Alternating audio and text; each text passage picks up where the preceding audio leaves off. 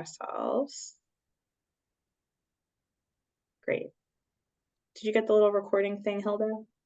We did. Sweet. Amazing. Okay. So lovely to meet all of you. For those who haven't met me before, my name is Alexis Trench. I advise STEM students here on campus in career education, and I'll let my co-host introduce herself. Hi, everyone. I'm Hilda Leaf, and I'm also an advisor. I advise in the community of business, consulting, finance, and marketing. Amazing. And then, ooh, maybe I put the wrong QR code. Is the check-in link not working for anybody else? I've seen several have checked in, so. Okay. No problem. Okay, sorry. So lovely to meet all of you. Sorry. Really excited to be talking today about about the upcoming career fair, and specifically how to make yourself feel as prepared as possible for today's event. Not today's event, next week's event. I keep saying today. Today is the prep event. Next week is the career fair. We will have the date on a future slide, so stay tuned for information about that. Please keep an eye on the chat for the first beginning, Hilda, and I'll try to do the same for yours. If anybody has any questions, please feel free to drop them in the chat at any point. And we'll try to answer them either verbally or by message, depending on how it goes, or if it's something we better save for the end, then we'll do that. I've seen a couple of questions about checking in. If the QR code doesn't work on, in terms of helping you to check in, don't worry. Put your first and last name in the chat and I will manually add you afterwards. Any other questions about checking in before I switch off of this slide? Amazing. Okay, I'm going to move forward. Feel free to drop your name in the chat if you're having a hard time checking in. I'll make sure you get checked in. Cool. So this year's career fair is, we have two corporate sponsors that are helping, fund this year's career fair. So I want to give a big shout out to MUFG, who will also be providing the ice cream truck. Details to come on that for our career fair, and they're a gold level sponsor. And then Cornerstone Research is a bronze level sponsor. Not pictured, but also a sponsor for this year's career fair. We have oh my gosh, InterSystems, which is a diversity partner of our offices as well.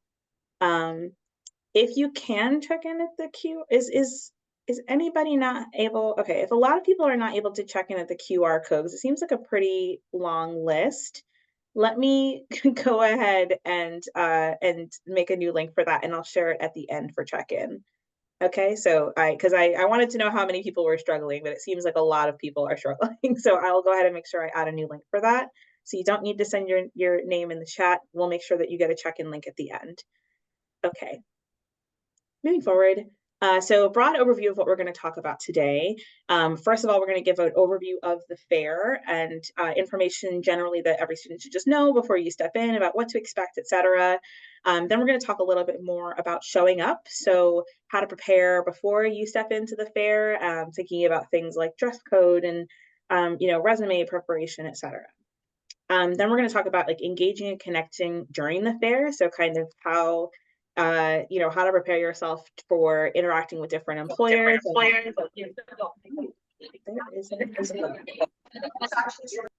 Oh, there we go. Sorry. If y'all could mute yourselves, that would be very helpful. Sorry. But yes, engaging, connecting with different employers during the fair, and how to navigate those kinds of professional conversations. And then lastly, we'll talk about following up. So how to basically take what you've learned and take the information that you've gathered and apply it after the fair. So this year's career fair, like I mentioned, is not today. It is Tuesday, September 24th. So that's next week, Tuesday, from 3 to 6 p.m. As I mentioned previously, MUFG is providing a free ice cream truck. You do need a ticket to be able to get an ice cream cone from the truck, and those are first come, first serve. So if you can check into the fair, you'll get a ticket, and if we have any left, and then you can use that ticket to get a free ice cream from the ice cream truck. In the cow chair room, which is I think like Lulu 210 in oh no, sorry, in the cow chair room, two things. Cow chair room will have a LinkedIn photo booth. So if you're looking to get a new headshot taken for your LinkedIn profile, or even just for like any other professional work that you may need, there's that opportunity to do that there. And students can also use the space as like a more quiet place to like regroup, gather your thoughts. If you need to sit for a second and take a look at your folders or write down little notes about conversations you've had with people, this is a really great space to do so. And then accessibility wise, we also reserved room 210 in Tishman as a quiet space where students can meet with employers. So that's really just general information about what to expect when you get to the fair. However, before you get to the fair, there's definitely a lot that you want to think about, to make sure that you feel prepared. So first of all, you definitely want to make sure that you're doing your research. Listed on the Handshake website for the career fair, which is linked at the end of the slideshow. If you haven't been able to see it so far, it will be it's another QR code. I don't know if that one's going to work. Hopefully it does. But I did link to the career fair there, and I'll try to drop the links in the chat as well. But you do want to do your research about what companies are going to be there, which are all listed in Handshake. And also on Handshake, you can find under the collection section of jobs, you can find coming to the career fair, and you can see all the jobs and internships that companies have posted that are also planning on attending the career fair. So you definitely want to do your research and find a list of companies that you want to meet, and to make sure that you're thinking about like what interested you about this company, because if they do ask you that question, you want to have an answer prepared for that. And again, check out the Handshake collections to see what kinds of opportunities that they have available. Maybe it's the culture of the company that you're really interested in. Maybe it has learning opportunities for you. Trying to develop other thoughtful questions though can be helpful to keep the conversation moving, because the goal isn't for the company to interview you when you come to the table. The goal is for you to have a back and forth exchange of ideas and information and ask questions that will help you to decide, okay, is this a company I could see myself working at? Is this a job that I think that I want to take, or something like that? You definitely want to make sure that you're preparing a resume and a cover letter. You may not need to, have a cover letter with you at the fair. However, it can be helpful to have one ready. Again, if you're planning on applying for a job soon, it's helpful to like just work on and develop one for that job application. But the resume is something that you definitely want to have prepared, so you can bring it several copies of your resume with you to the fair.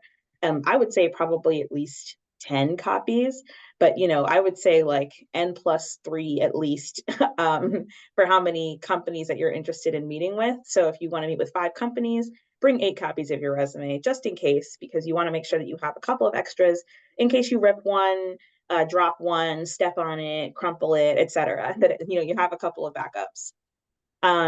Consider bringing cover letters though to companies. If there's 1 or 2 specific companies that you're planning on applying for anyways, let's say you do your research, you find some in the career fair, you find some that you're interested in applying for, and they're coming to the career fair, you definitely want to make sure that you can bring a cover letter just in case. You never know where the conversation is going to go, and at the very least, having it prepared again can be helpful for the actual application process. And consider bringing, oh yeah, go ahead. I was gonna say, and on the topic of bringing your resumes, I've put a bunch of blue folders by the check-in desk here in Green Hall. If anybody wants some, clean, just way to bring them in, you could always pop by and grab one of those. Yes. If you do happen to have a Padfolio, you can bring a Padfolio with you, but a folder will also do just fine to make sure that you're keeping, again, your copies as clean as possible. Accidents still do happen, so still bring extra copies, but trying to keep them neat and unfolded is definitely going to be helpful for you. And then lastly, before you show up, you definitely want to make sure that you're practicing your professional introduction, because when you're approaching these companies, you're opening up the conversation. So you want to make sure that you're opening up that conversation with something that sounds a lot like an elevator pitch. Has anyone given an elevator pitch before or heard of them before? Maybe. I don't know if anybody has. Well, I'll share what they are anyway. So the point of an elevator pitch is to think about what you would want to share about yourself during the length of the ride of an elevator. So if you maybe have 30 seconds to a minute to talk about who you are, what your professional interests are, what is it that you would want to say about yourself? And that's something that, you kind of have to sit with yourself and say, okay, here's my name, here's what I'm interested in, and here's why I'm interested in that thing. That's really going to vary from person to person, though. So that's why it's helpful to, think of that early on, and then also practice it out loud, especially because sometimes you have great thoughts in your head about who you are and what you want to do. But then when you try to say the actual words, it comes out like, I am a student and I smart sometimes. And then you're like, how did that happen? It's, practicing out loud is really helpful. Feel free to use resources through career education if you have the time or if you have an appointment booked before then. Or, feel free to use a friend, feel free to use a family member who's willing to listen to you on FaceTime. At the very least, though, practice out loud with yourself in a mirror, because that can even be helpful to make sure that you're sharing enough information about yourself. So we do want to talk about dress code, which the dress code for the event is business professional attire.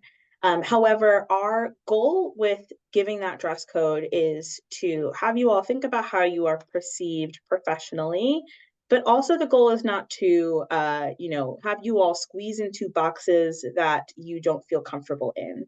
So especially very literally, now is not the time to pick that skirt that maybe is a little bit too tight and you don't feel super comfortable in it, but maybe you feel like it looks more professional. But the whole time that you're nervous and there, you're going to be fidgeting with it. Or maybe it's not the time to wear the shoes that pinch at the toes because they're, kind of come to a more finer point at the end of them.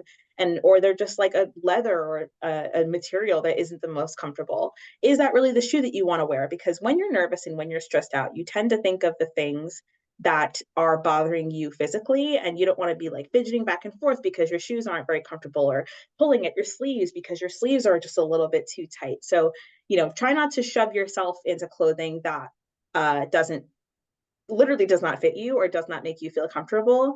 But you still want to try to dress to impress. So cleanliness matters. Keeping your nails clean, check your teeth for, poppy seeds that maybe you had an everything bagel that morning. I always end up with poppy seeds in my teeth for the whole day. Or help a friend too, have a friend check your teeth, help you out, etc. You may want to express yourself with signature pieces. Again, you don't have to entirely erase yourself, but the goal is for you to think about how are you presenting yourself to the company and what do you want to be the most memorable thing about yourself. So when we say signature pieces, we mean like, okay, if you really love wearing duck socks, and they're going to be under your pants and not really seen anyways, and they make you feel confident, don't feel like you need to not wear duck socks and not be yourself. However, be aware of how wearing duck socks may be perceived if they're knee-high duck socks and a skirt, and like, is that the only thing you want the company or the employer to take away about you? Is that was that girl with the duck socks, or that was that person with the duck hat, or whatever it is. But if there is something that like you like to wear every day, or that like makes you feel like yourself, like don't be afraid to wear that. However, keep in mind of how like different outfit choices and different piece choices can have perception during, with employers. A tasteful bag might be helpful to hold like a water bottle, mints, chapstick, a pen or a pencil, a little bit of paper if you want, to take notes, or just like write down again, like going to the cow chair room and write down some thoughts about the employers that you met with after each table that you stop by. Feel free to do so. But it also is a great place to put your phone away. So I want to emphasize, sorry, before we move into dress code, like dress code examples, I want to emphasize that like you definitely should bring your phone with you to the fair, because you will probably need it to check in at the different employer tables. There's QR codes at the different employer tables. I bet you all of those will be working perfectly fine because they probably will be tried and tested many times before that event. But every employer will have a QR code at their table. You can scan their QR code to check in with that employer, and then it gives the employer the option to like follow up with you after the fair. However, after you've checked in, you don't want to have your phone out the entire time and be like typing a note about that person while you're talking to them. Really want to be engaged, and it's good to keep a bag so you have a place to put your phone in. And we'll probably talk more about your phone again later, just to really hit the point home. But we wanted to give some example ideas for outfits. So you may notice that Ellen is wearing a pair of sneakers. Sneakers can be business casual, business professional. It really depends on the type of shoe. So, but this is one example of how, an outfit can come together, look very tasteful and professional, but still have a little bit of a comfort element. You'll probably be very comfortable walking around the fair in sneakers versus like in maybe a leather shoe like this where it's a little bit tighter. But if these are your most comfortable shoes, I mean, feel free to still wear them. But this is just another example of an outfit. And, you know, we tried to give some examples of outfits with pants that could be an example of business professional for yourself. And then we also have some examples of outfits with skirts. I think actually the one in the middle is pants now that I'm looking at it again. But you know, pants that have like a different cut in the leg can also be a really great option to add. So, you know, some people like to be more dressed up, some people like to be more comfortable, but I think there's a fine balance between the two that you can strike for yourself of like where you find your comfort and where you find yourself, you know, feeling very presentable. And if you have any questions about outfits, you can always feel free to reach out to us. I forgot to mention on the previous slide before, but we do have a suit closet in career education where you can borrow jackets, pants. We have dresses as well too, in like sizes all over the range. It is first come, first serve. So if you are interested, it's definitely helpful. And you can just stop by, no appointment needed, to Green Hall 442 if you're interested in securing an outfit before the fair. But also, let's say that you're kind of on the fence about going to the fair and you're here because you're like, maybe I will, maybe I won't. We will also bring a rack full of blazers to the fair as well, for, you know, students who maybe forgot, or maybe you're having a crazy day and you just ran from class. You can throw a blazer on and, you know, whatever outfit that you're wearing that day, and hopefully, you know, make something work. Maybe it'll pull together nicely, a more professional outfit. So feel free to come to the fair, even if you're like, I'm not 100% sure what to wear. You know, maybe whatever you have plus a blazer will probably pull together pretty decently for outfit wise. And I'll turn it over to Hilda to take it from here. All right, so Alexis brought us through the before and how to get there and what to wear and sort of what focus to go into it with. So we're going to talk about engagement and connecting, and the next slide is really about making the most of the, you know, of your opportunity there. Do you mind clicking to the next slide? Sorry, it was not moving. I was like, space bar. Don't worry, don't worry. Okay, go ahead. Yeah, so what, you know, making the most of this opportunity. We have 40 employers coming to campus. They are eager to meet you. That is why they are coming. So first, you know, and foremost, be present, mindful that you're here, they're there, enjoy, and also take advantage of the fact that you are on a one-on-one basis with all these employers. You know, whether you're looking for an internship or a full-time position, either way, the fact that you have come is big, and you should take advantage of that moment. As you, like she's, you know, Alexa said, you're going to plan out your time there, which companies you want to go to. So once you get there, get familiar with the layout of the space that you're in, and then go ahead and proceed to whatever those firms or companies that you wanted to see. My suggestion is you go to one or two that you're less eager to meet first, so you can get your, you know, your wiggles out, a little bit of that, you know, stress of like meeting somebody new, and then you can move on to the one that you actually want to meet. Each time you go to one of their tables, you can scan the QR code so they know that you came and that showed up. After that, I would say put away your phone so it's not top of mind, and maybe a do not disturb would work really well. Just put that on. No text will come through so you can focus. Yep, once you get there, if no one's there, make the first move. Say hi, be confident, make some eye contact. If there's any jitters, just remember that they are there to meet you. They want to meet you. They want you to come up and say hi. If somebody's already in conversation when you show up, still try to make eye contact, but, you know, wait for your turn. Sometimes people appreciate a little bit of personal space. So just give, you know, the conversation a little bit of room for them to have it, but also set yourself up so that they know that you're there and that you're ready to have a conversation once they're done with that. Sometimes you'll also notice that the recruiter will maybe step back, and then it allows for a little bit of a forum to set with a few students, and so they can have that kind of conversation. Again, don't feel bashful. Go ahead and ask a question if you have one. Most likely, if you have it, somebody else has it too.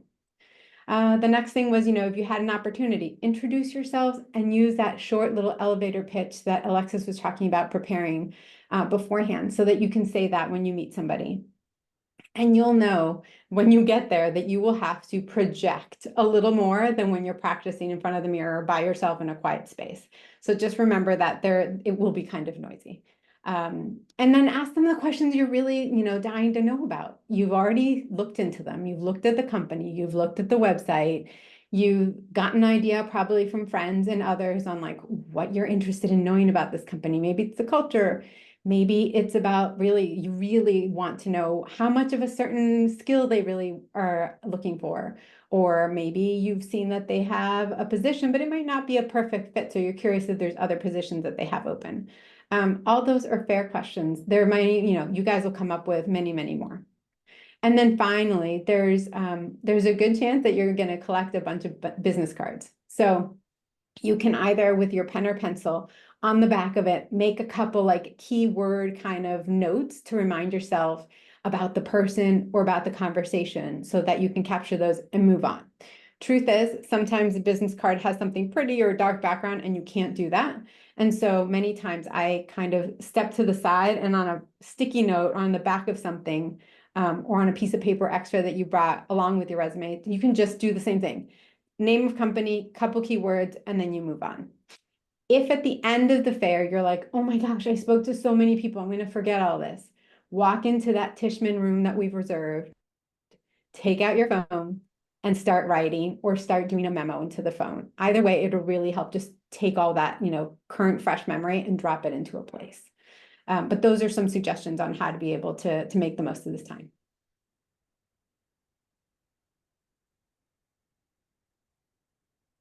Okay. So once you leave the fair, you've had your ice cream, you're going to go and digest sort of the moment and what you've done. Here are a couple of follow-up activities you can do.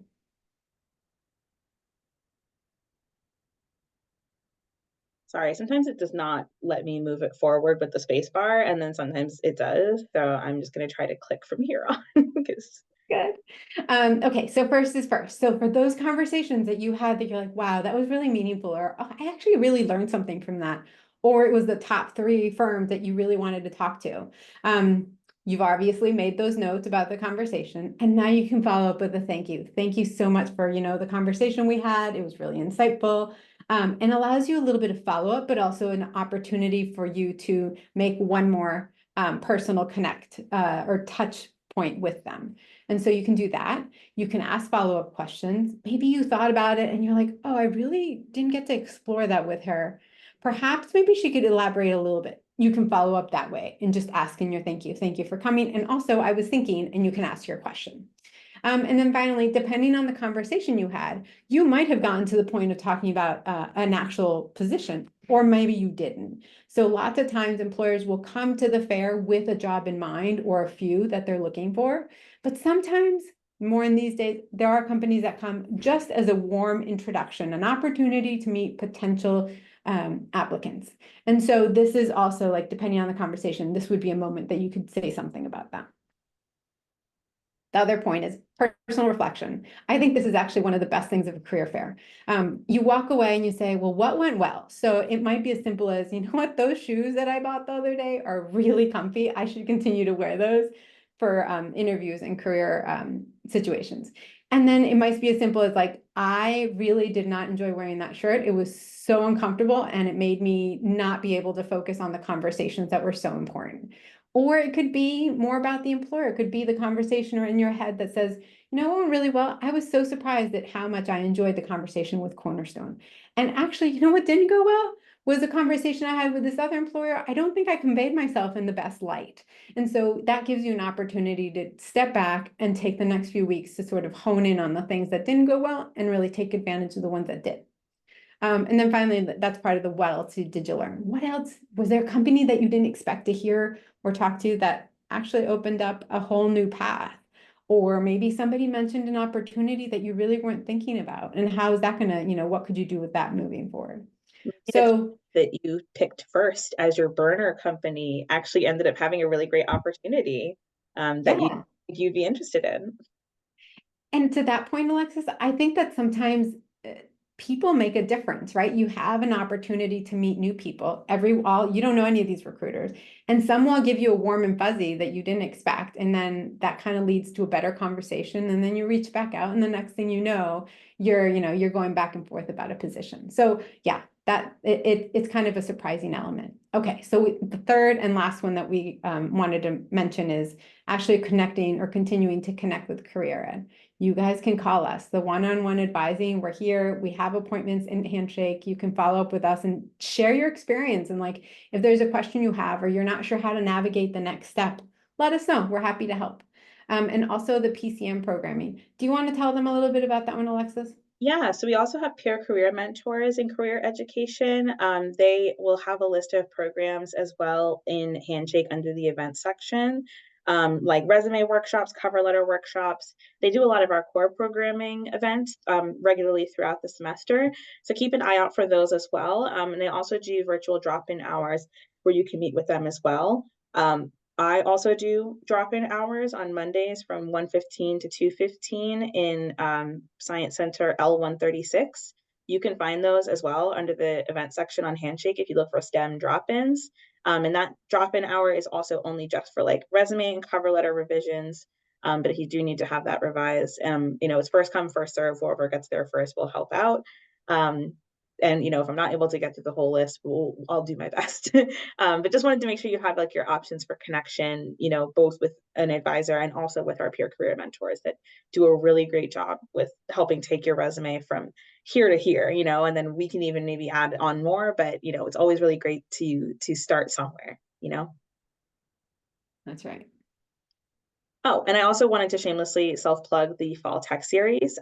So a lot of the employers that are coming to this year's career fair are also going to be a part of this year's Fall Tech Series. So if any of you are computer science, data science, project management, tech-related interests, definitely check out the Fall Tech Series on Handshake. You'll find all of the events there if you search for Wellesley Fall Tech Series or Fall Tech Series. And there should be like 8 or 9 events, all employer hosted. A lot are being co-hosted by alumni who work at those various companies or are being entirely hosted by alumni who work at those companies.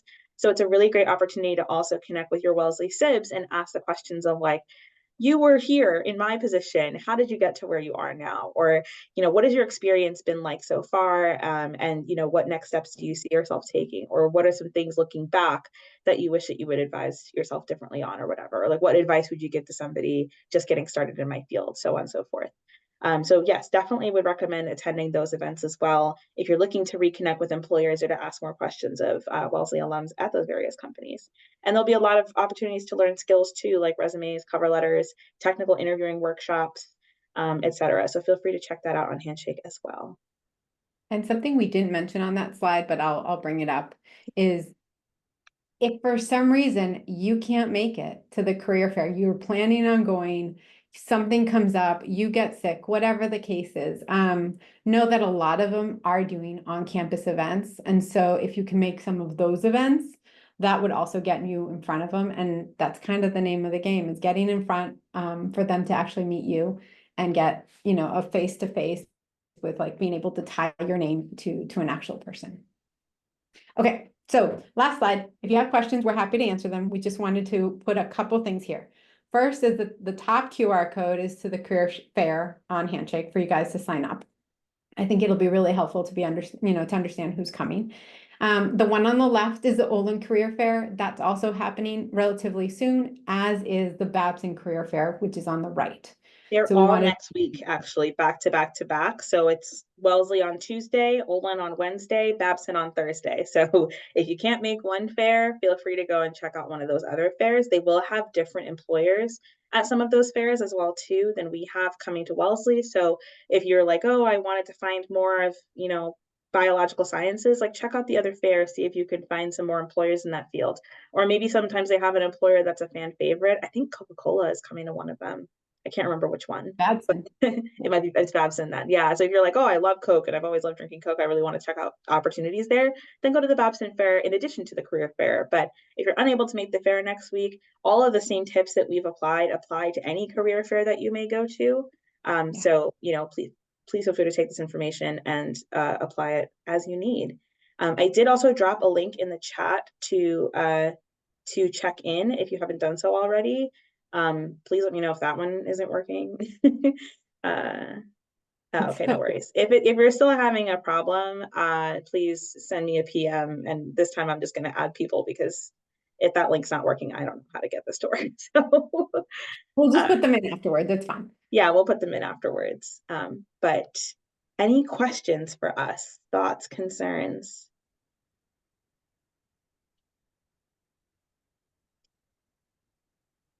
Curious, if you guys have already started to look at the career fair employers, are there any favorites? Like, are you guys, what's, if you had one, maybe you can put it in the chat. I'd love to learn.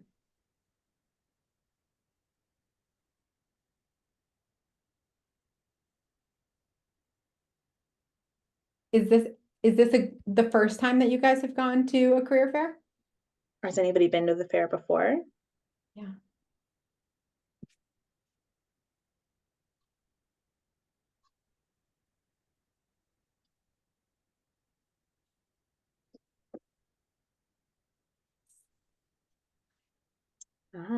Good question in the chat. We have a couple of first year students, and some have specifically said, are there any suggestions for specifically first year students at a career fair? I don't know if you have any tips, Hulda, but I think a lot of first year students, at least in my communities that I've interacted with, tend to shy away from going to the career fair because they think it's not for them or they don't have enough knowledge or experience yet. So the biggest piece of advice I would say is that your interest matters way more than you think it might. So make sure that you're leaning into what you're interested in and why you're interested in that thing. And your elevator pitch, that'll help you with developing what you want to talk about.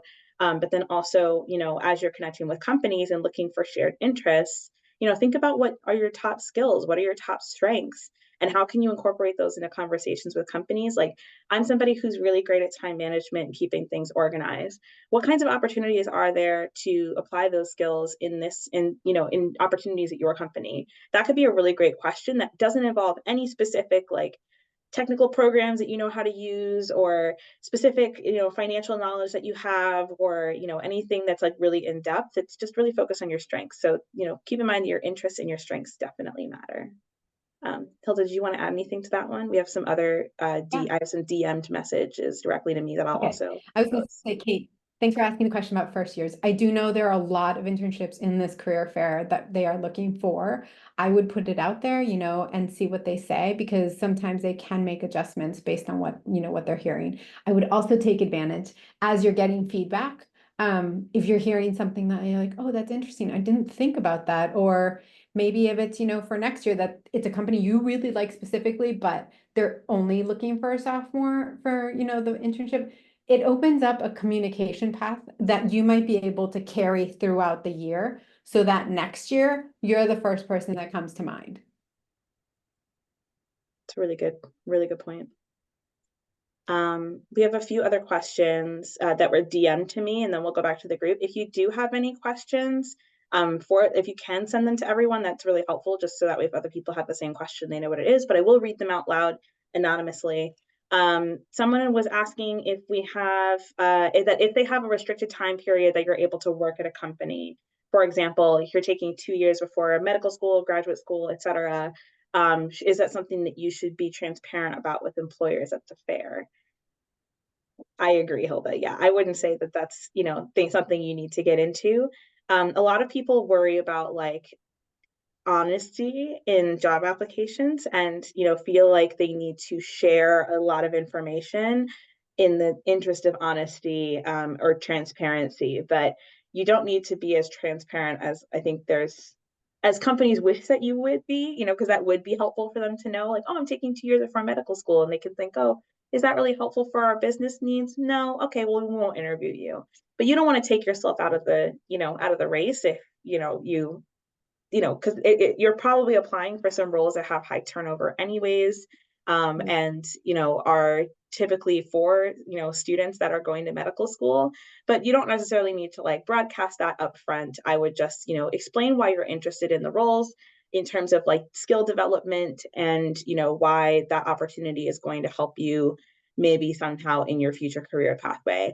And maybe you can say, oh, someday I might want to be a doctor, but you don't have to say that that day is going to be probably in 2 years. You can just, leave that as a very vague term of like, oh, I've always thought of myself as maybe going to medical school someday or graduate school someday, but you don't have to be specific about when someday is. So yeah, it's early. It's early in the conversation. It's not something I would share until way, way, way later.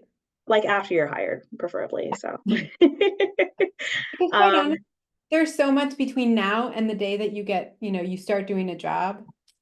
It's just so much could You have happen. no idea what could happen exactly. Like maybe something happens and you want to stay for 4 years now because you want to be able to spend time at home with family, and you don't want to set the expectation right up front of like, I'm going to be gone in 2 years for sure, because what if, Yeah. um, Actually, yeah, Alexis, there is one position that I know, and they even stated in their introductory blurb, it's for a full-time position, and they've actually said this is a 3-year commitment.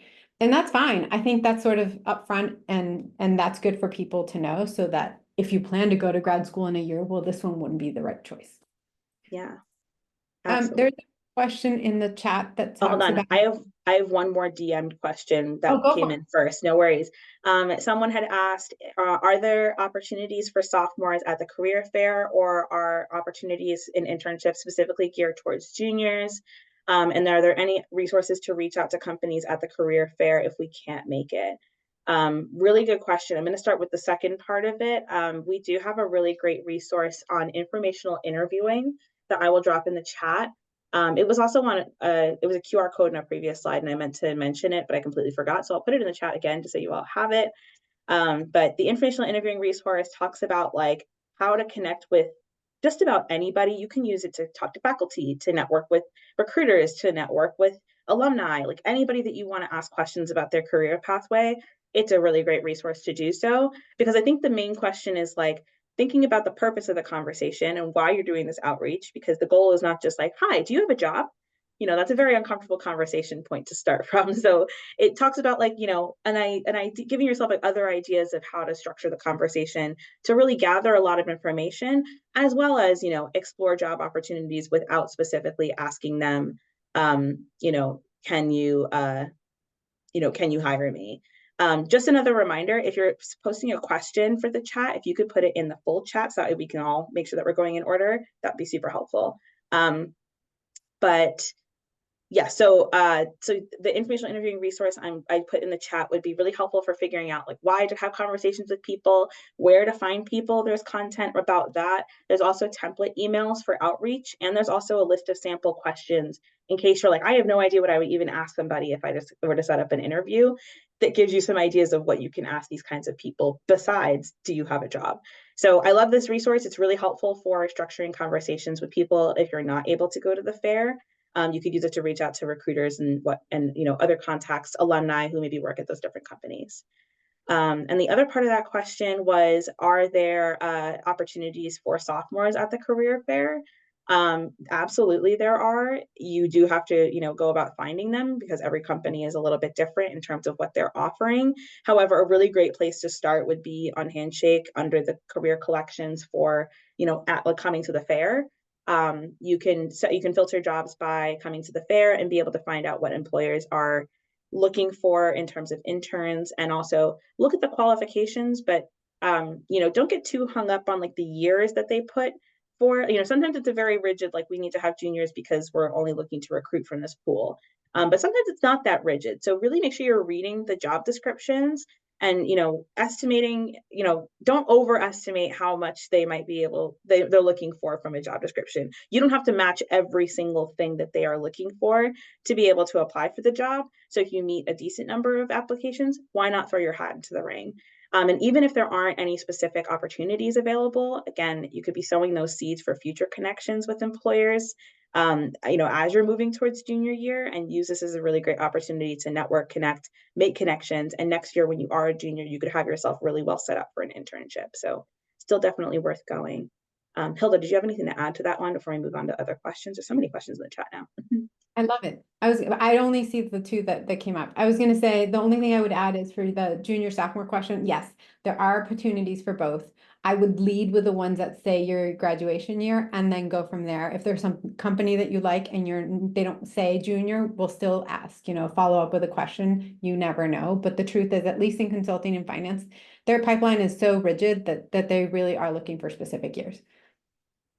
Amazing. There was another question in the chat about suggestions for international students other than filtering the jobs by companies who sponsor visas. I'll let you start with this one, Hilda, if you want to. I don't want to comment your conversation. Oh, the only thing I've heard recently, was that our employer engagement team was going to identify which ones were, I guess, more international friendly, I guess. I don't know exactly how they're doing it, but they're gonna put like a little bit of a dot or an icon next to the ones that are more open. So maybe that would be helpful. But I don't know online if the collection does anything like that. There is another collections for like hires international students, and we are trying to get more employers listed on there. You know, because they have to basically choose to like be able to identify themselves under that pool. I don't know why there's hesitation on their end to do that, but we're trying to, you know, kind of force some more hands into that pool. But suggestions beyond that, I would also say, you know, come prepared to talk about your international status as a perk.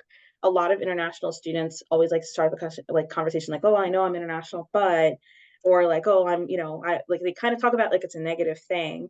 But you know, the fact that you're able to go into a completely different country, possibly be speaking a completely separate language, you know, having that independent nature and structure and the ability to, you know, manage your own life completely far away from home and far away from your family is such a strength of like independence and leadership and you know, self-starting like a self-starting kind of nature, that there's so many different things that make you as an international student really a really strong candidate for a lot of different kinds of jobs. And I think that, you know, to belittle that experience is doing yourself a disservice. So try not to start out the conversation with your international status as a negative. If you're going to share that, share it as a positive and make sure that you're really talking about like how it's made you an even stronger person, or a stronger candidate for whatever role that you're applying for, rather than like using, oh, well, I have it, but like it's a, a red mark or something like that. And don't be afraid to talk to companies that maybe don't even have international opportunities available. Sometimes at the entry level, there's a company that might not have the ability to sponsor at an entry level, but there might be the ability to sponsor at a higher up level, somewhere down the line. So again, don't be afraid to just make connections for the sake of making connections. You never know what kind of opportunity might come up later that becomes really valuable for you. Can I add something to that too? Yeah. The I know we're talking about the international students.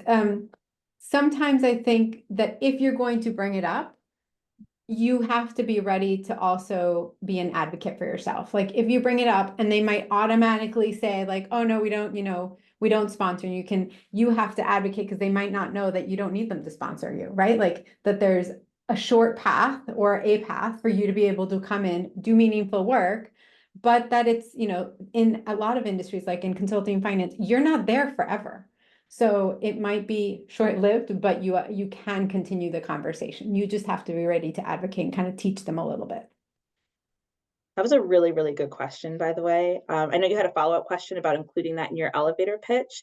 You can, again, if you're going to bring it up, be prepared to talk about it. But you don't have to put it in your elevator pitch. It doesn't need to be a part of your elevator pitch. Again, your goal is to make connections here. Oftentimes, students feel like they're going to walk away from the fair with job offers in hand. That is such a rare experience to have from a career fair. It's all about like exploring opportunities and making those connections. And maybe you might not get an interview, but you might be able to just like meet an alumna who is able to give you really great mentorship and advice and about how to find a different job at a different company. But you know, that's not, you know, not the job that you originally posted on Handshake. So try not to put so much weight on the career fair to be the be all end all, and more so again, include whatever you want to include as you're describing who you are. Let them describe who they are and take away, you know, walk away with really solid information, I think. We did have Listening is another, definitely part of sorry, it. sorry, what did you say? Listening is part of the conversation. Absolutely.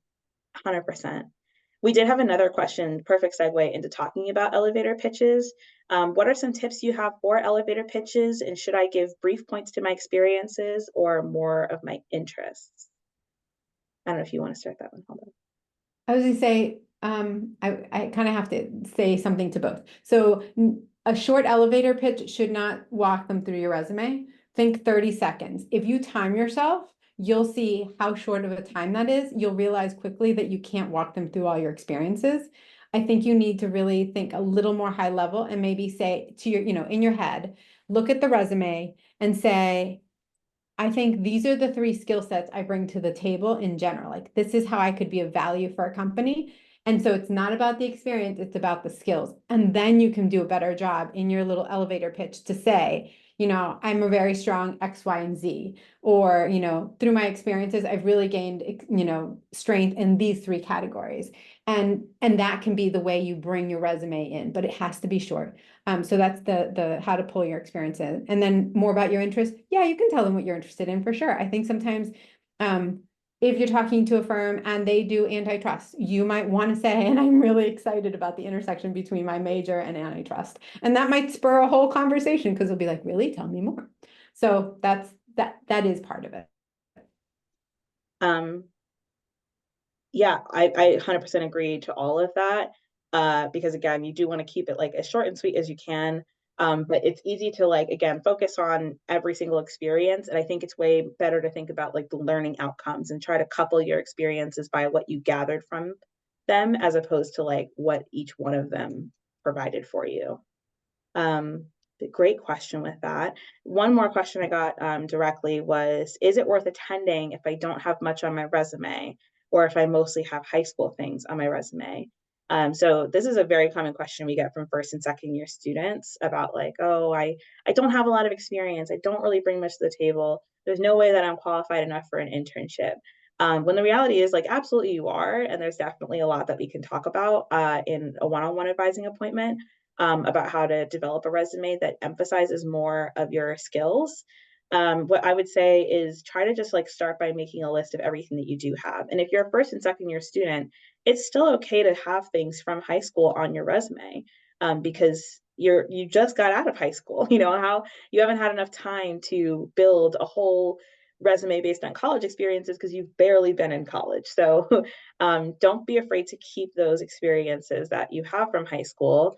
But some things that students tend not to add that I think definitely should be added.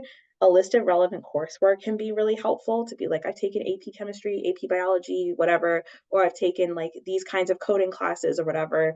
That can be really helpful to give context for the classes that you've taken so far without having to like add bullets about all of those different things. If you are if you're a first or second year student too, add a skill section as well, where maybe you talk about technical skills that you have, or talk about, laboratory skills that you've developed, et cetera. Like maybe you create a list of that. And as you're talking about experiences that are like less relevant, like perhaps a club or an organization or something that's outside of the realm of STEM or business or consulting or whatever you're applying for, try to think about the skills that you've built, like leadership, communication, organization, time management. Every single company wants somebody who can do those things. So try to make sure that you're emphasizing how good you are at those things. And points in time where maybe you took initiative or you helped somebody in a certain situation or you taught somebody something. So don't be afraid to like also use experiences that aren't as relevant, but can give a lot of really great skills for the different kinds of jobs. Yeah. We have oh yeah, sorry, anything to add to that, Hilda?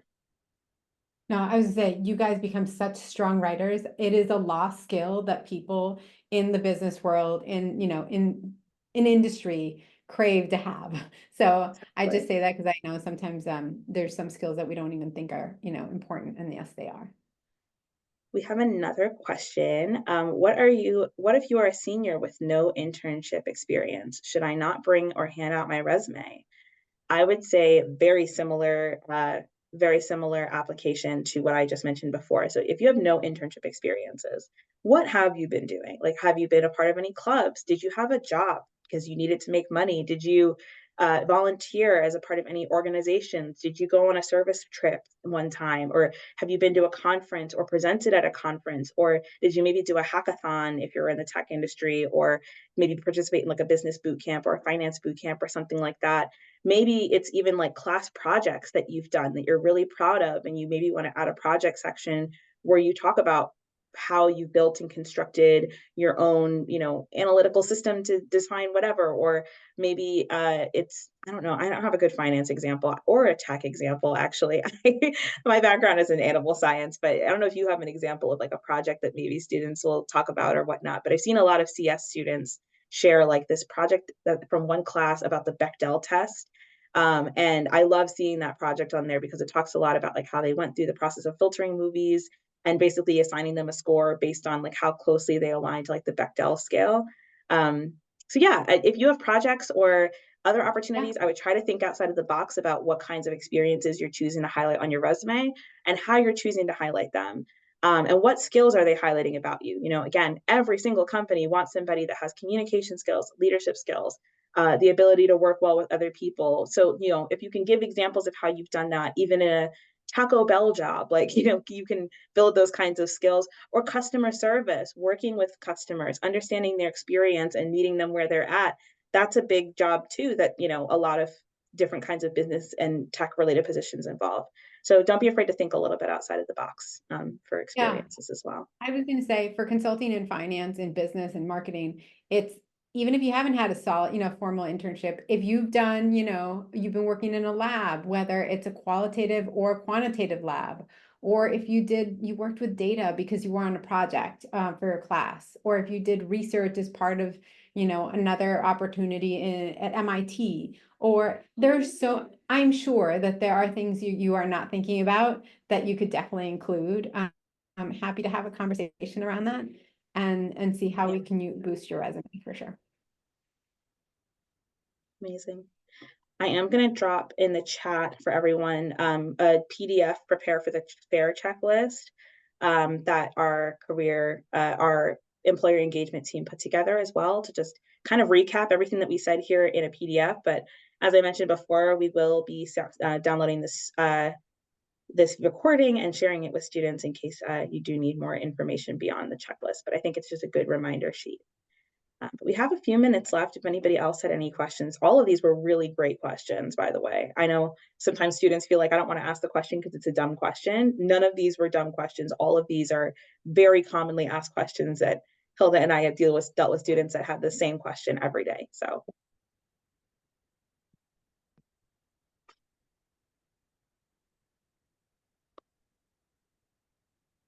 Any other questions for us?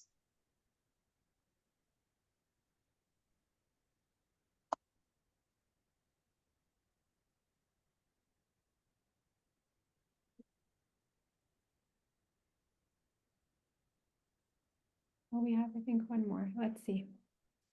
Oh, do we have drop-in hours that you can mention again? Somebody's asking about when and where the drop-in hours were for CV or like resume writing. Yes, I am pulling up those in the event section. I'm going to drop the link to next week's in the chat.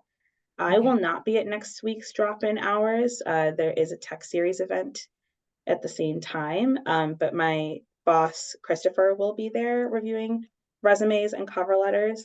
You do have to come with a draft. So if you've never written a resume before, I would refer you to look online at our resume resources on the career education website as a place to get started. And that way Christopher can give you some more feedback on how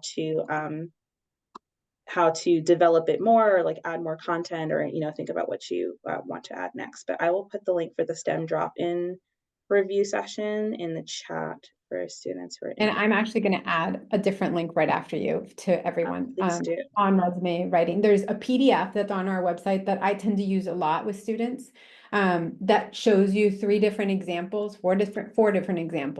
If you're someone in my community, I would tell you to probably lean towards the page 3, which is the third resume, and kind of use that to sort of guide you. It'll take you, probably 75, 80% there on some basics. So I think that's really great. Here it is.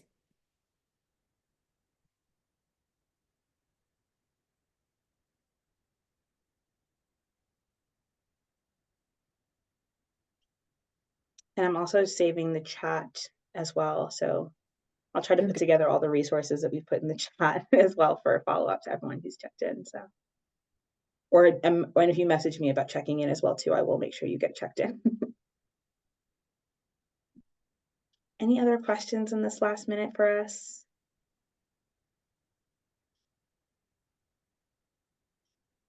Amazing. Well, you have our email addresses on the screen. Feel free to shoot us a message if there are any quick questions that you have. Like I said, if there are appointments available in Handshake, feel free to book if you can. But if there aren't any available, you have the opportunity to drop by for drop-in hours. You can also meet, everybody has an advisor for career exploration. And you can meet with either Marissa or Ariane as well to get your resume reviewed, ask questions about the career fair. They're more than happy to help as well. And yeah, if anybody has any questions, feel free to, stay connected with our offices. We're happy to help. But thank you all so much for coming today. Have a wonderful rest of your day. Good luck next week. We'll see you there. See you there.